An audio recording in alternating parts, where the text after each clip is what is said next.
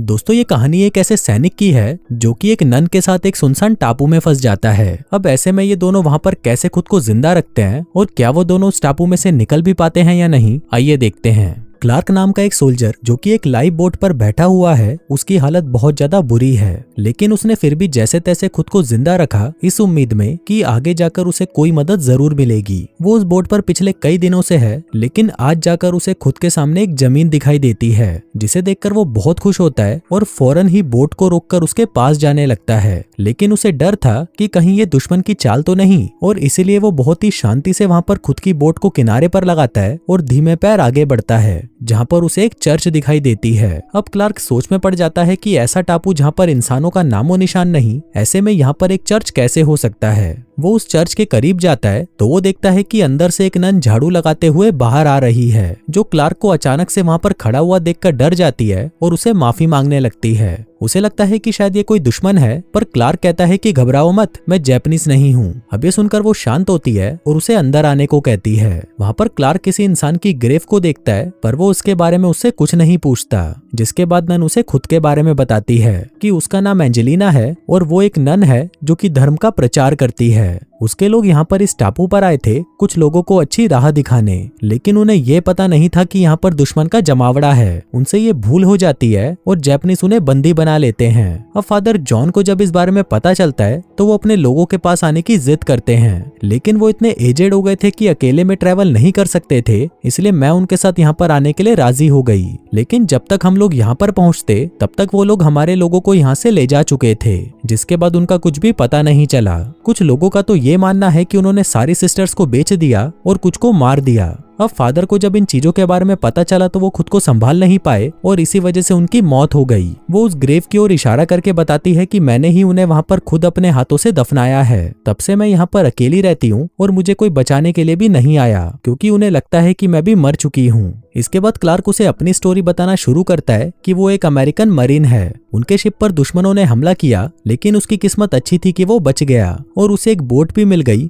जिस वजह से वो आज यहाँ पर उसके सामने बैठा हुआ है। वो बताता है कि बाहर के हालात बहुत ही ज्यादा खराब हैं और किसी को भी अपनी जान की परवाह नहीं है, और मैं तो हैरान हूँ कि तुम इतने दिनों तक कैसे खुद को इस टापू पर जिंदा रख पाई। अब ये सुनकर नन हंसने लगती है, पर वो उसे कोई जवाब नहीं देती। फिर थोड़ी देर बाद वो दोनों खाने के लिए कुछ ढूंढने लगते हैं। इसमें क्लार्क उसकी मदद करता है और एक पहाड़ पर चढ़कर वहां से कुछ नारियल तोड़ता है। इसी दौरान उसे वहां पर एक गुफा भी मिलती है, जिसके अंदर वो फिलहाल अभी नहीं जाएगा। इसी दौरान उसकी नजर समुद्र पर तैर रहे एक कछुए पर पड़ती है, जिसे पकड़ने के लिए वो अपनी बोट पर बैठता है और नन को भी बैठने को कहता है। वो दोनों ही उसके पीछे पीछे जाते हैं, लेकिन ये इतना आसान भी नहीं था। क्लार्क तो पानी में एक बार गिर भी जाता है, पर आखिर में वो उसे पकड़ लेता है, जिसके बाद वो पकाकर उसे खाने लगते हैं। फिर खाते समय क्लार्क उसे बताता है कि उसने 300 मील का सफर इस बोट पर तय किया है, पर इसी बीच उसे कभी भी डर नहीं लगा, क्योंकि उसे यकीन था कि ये जंग जल्द ही खत्म हो जाएगी। फिर वो खुद के बारे में बताते हुए कहता है कि वो एक अनाथ है और 14 साल से वो एक अनाथालय में रहा है, जिसके बाद उसने आर्मी ज्वाइन करने का फैसला किया ताकि वो अपने देश के लिए कुछ कर सके। दूसरी ओर नन कहती है कि वो भी उसी की तरह एक अनाथ है, लेकिन उसे हमेशा से गॉड के करीब रहना पसंद था, इसलिए उसने नन बनना ही बेहतर समझा ताकि वो लोगों को सही राह दिखा सके। कहती है कि मुझे इस काम को करने में बहुत ही खुशी मिलती है। अब यहाँ पर क्लार्क उसे फ्लर्ट करने की भी कोशिश करता है, लेकिन नन उसकी इस बात को इग्नोर कर देती है। तभी उन्हें आसमान में कुछ दिखाई देता है, जो कि जैपनीज फाइटर प्लेन होते हैं। अब उन्हें कैसे भी करके उनसे बचना था, वरना अगर उन्होंने इनको देख लिया तो वो इन दोनों को मार देंगे।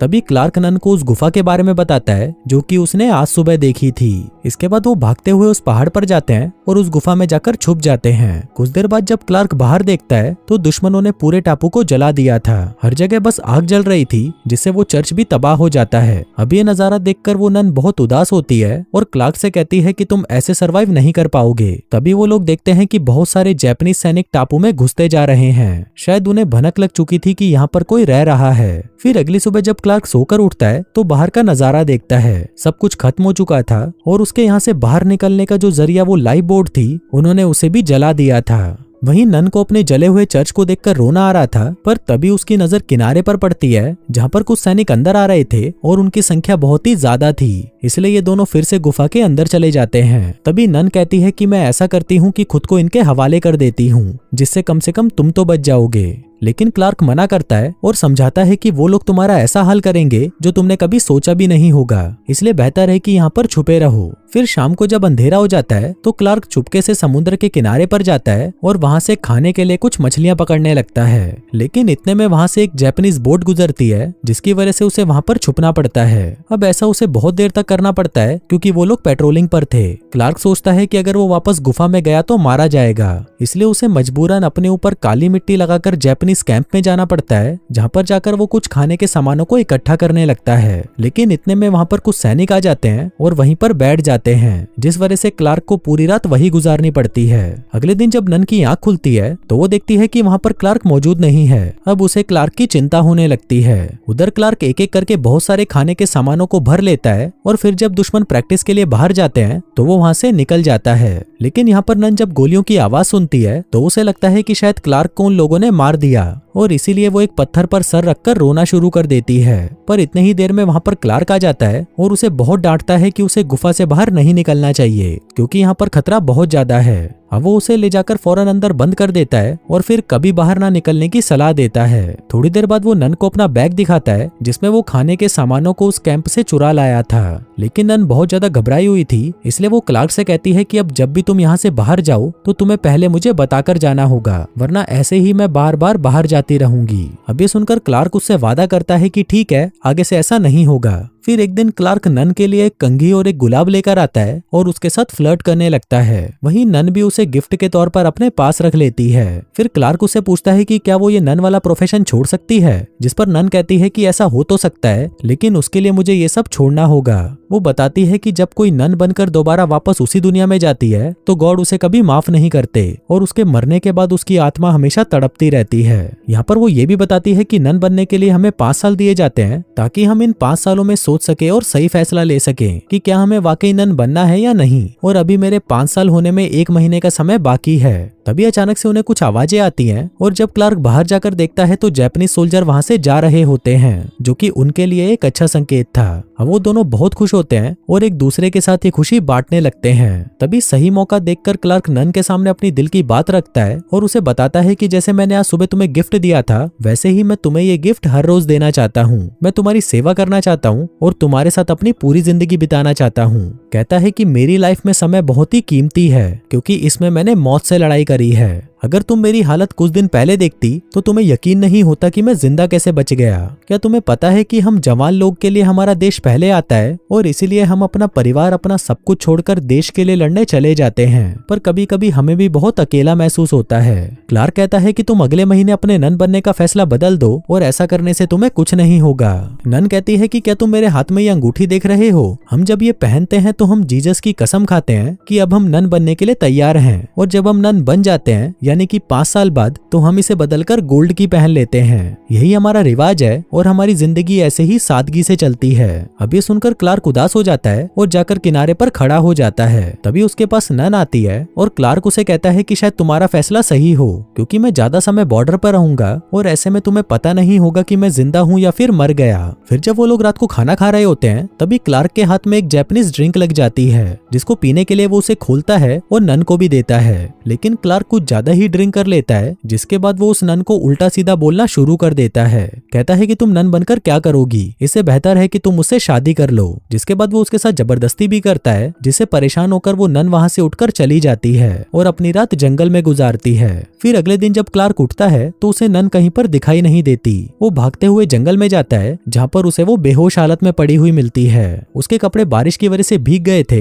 इसलिए वो उसे फौरन कैंप में उठा लाता है। लेकिन तभी वो देखता है कि जापानीज सैनिक वापस आ चुके हैं, इसलिए वो उसे वापस लेकर गुफा में चला जाता है। लेकिन यहाँ पर नन को गर्म कपड़ों की जरूरत थी, इसलिए यहाँ पर क्लार्क खुद की जान जोखिम में डालकर उस जापानीज कैंप में जाता है और वहाँ पर गर्म कपड़ों को चुराने लगता है। लेकिन इतने में एक जवान उसे देख लेता है, जिसके बाद क्या था, मजबूरन क्लार्क को उसे मारना पड़ता है और फिर उसकी लाश को छुपाकर उसे ले जाकर किनारे में दफना देता है। जिसके बाद वो उन गर्म कपड़ों को लाता है और उसे नन को पहना देता है। फिर 2 दिन बाद जब नन को होश आता है तो वो खुद की ऐसी हालत देखकर हैरान हो जाती है कि आखिर उसके कपड़े किसने बदले। और तब वो अपने पास में क्लार्क को बैठे हुए देखती है, जो उसे बताता है कि उसकी हालत मरने जैसी हो गई थी, इसलिए उसने उसके कपड़े चेंज कर दिए। वो इसके लिए उससे माफी भी मांगता है क्योंकि उसने वो जानबूझकर नहीं किया था। अब नन भी उसे माफ कर देती है और आखिर में उसे कहती है कि मैं तुम्हारी वजह से यहाँ से नहीं भागी, बल्कि कल रात जो बातें तुमने मुझसे कही मैं उनको सुन नहीं सकी और इसीलिए मैं यहाँ से चली गई। फिर थोड़ी देर बाद उन्हें बाहर से गोलियों की आवाज आती है। क्लार्क कहता है कि मैंने गलत सोचा था, वो लोग वापस आ चुके हैं, इसलिए हमें कुछ करना होगा। नन कहती है कि शायद गॉड को यह मंजूर नहीं कि मैं नन बनूं।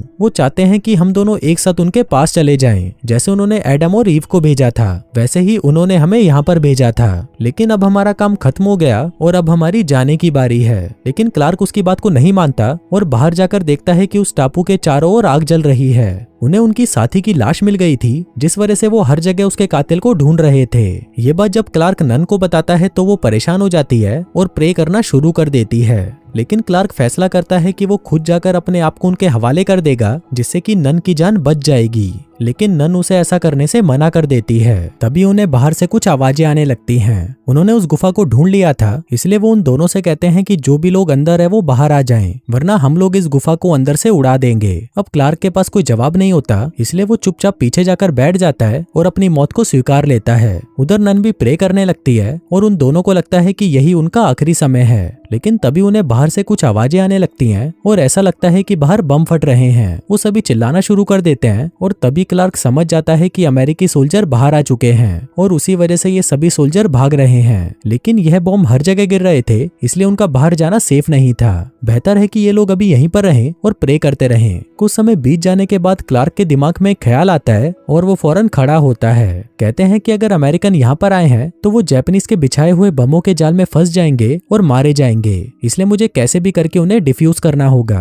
तभी कहीं वो जाकर हम तक पहुंचेंगे और हमें बाहर ले जा पाएंगे। वो बाहर जाता है और देखता है कि कोई भी जापानीज सोल्जर वहां नहीं बचा। हर तरफ बम फट रहे हैं, इसलिए वो एक एक करके उसे डिफ्यूज करना शुरू कर देता है। आखिर में जाकर वो उस मेन मशीन को भी खराब कर देता है, जिससे कि वो काम करना बंद कर देती है।